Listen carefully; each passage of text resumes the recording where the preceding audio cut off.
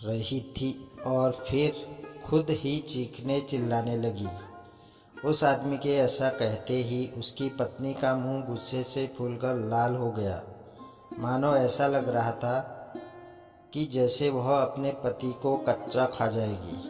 परंतु ऐसा करना अब उसके बस में नहीं था। उसका ये रूप देखकर उसका पति घबरा गया और उसने मन ही मन में बोला, इस बदतमीज से बात करना ही बेकार है। ये बोलकर वह भी वहाँ से चला गया। ऐसे ही चलते 2 दिन और बीत गए। इस बीच उसकी पत्नी किसी से लड़ाई तो दूर की बात है, वह किसी से बात करने में भी डर रही थी। वह सोच रही थी कि कहीं उसने किसी से बात करने के लिए अपना मुंह खोला तो उसे वैसे ही मार फिर से न पड़ जाए जो यमराज के दूतों ने उसे दी थी। वह उस मार से बहुत घबरा गई थी। फिर एक दिन दोपहर का समय था।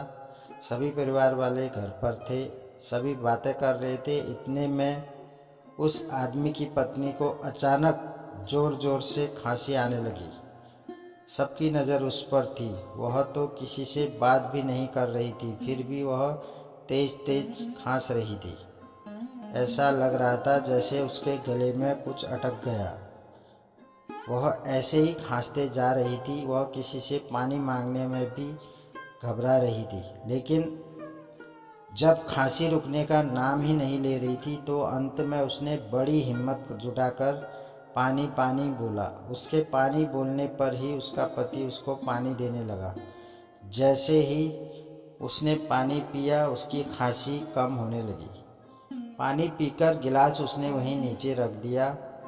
उसके बाद वह कुछ देर ऐसे ही खामोश रही।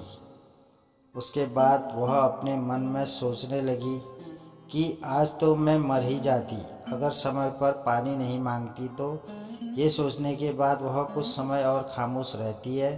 उसके बाद उसके मन में अचानक से ख्याल आता है कि आज तो मेरे मुंह से आवाज़ निकल गई, लेकिन मुझे वैसा दर्द हुआ नहीं हुआ।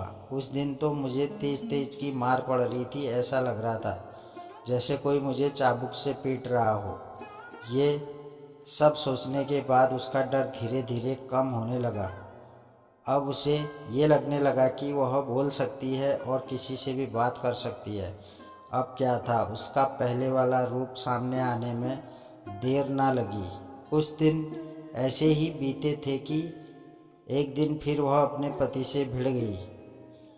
पहले तो दोनों की बहस हुई, काफ़ी देर तक तू मैं चली। उसके बाद हाथापाई होने लगी। उसका पति उसे मत कर बोलते ही रह गया, परंतु वह कहाँ मानती। जैसे आज तो उसके सर पे काल सवार हो गया। वह अब जोर जोर से उस आदमी को झाड़ू से पीटने लगी। वह आदमी बेचारा क्या करता, मत मार मुझे मत मार बोल रहा था, लेकिन वह उस पे झाड़ू बरसाई जा रही थी। उसका पति दर्द से कराहने लगा। इतने में उस आदमी के कान में फिर से वही आवाज़ गूंजने लगी, यमराज की। उसने आवाज़ सुनकर जैसे ही 3 बार यम यम यम बोलना शुरू किया तो वह खुद ही चकित रह गया। उसकी पत्नी ने उसे पीटना छोड़कर बहुत ज़ोर ज़ोर से चीखने लगी, जैसे उसके शरीर पर जगह जगह चोट लग रही हो। लगता था इस बार यमराज के सैनिकों ने उस औरत की चमड़ी उधेड़ दी। अब उसकी पत्नी को इतनी मार पड़ चुकी थी कि वह ना अब बोलने के लायक थी ना लड़ने की। फिर अचानक से उसकी पत्नी उस आदमी के पैरों पर गिर गई और गिड़गिड़ाने लगी, मुझे माफ़ कर दो, मुझसे ये मार अब सहन नहीं होता। मैं आज के बाद कभी भी आप लोगों को परेशान नहीं करूँगी। बस आप मुझे इस मार से बचा लो। ये सुनकर उसका आदमी थोड़ी चकित तो हुआ, लेकिन फिर भी उसने उसे माफ़ करने की सोच ली।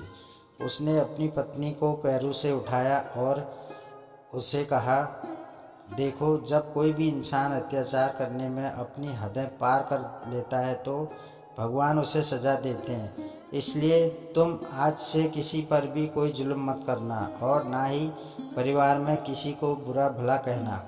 कहकर उस आदमी ने उसको माफ़ कर दिया और उसे अपने गले से लगा लिया। और उसकी पत्नी भी सुधर गई। अब दोनों पति पत्नी अच्छे से रहने लगे। दोस्तों, कहानी पसंद आएगी तो वीडियो को लाइक और चैनल को सब्सक्राइब करें।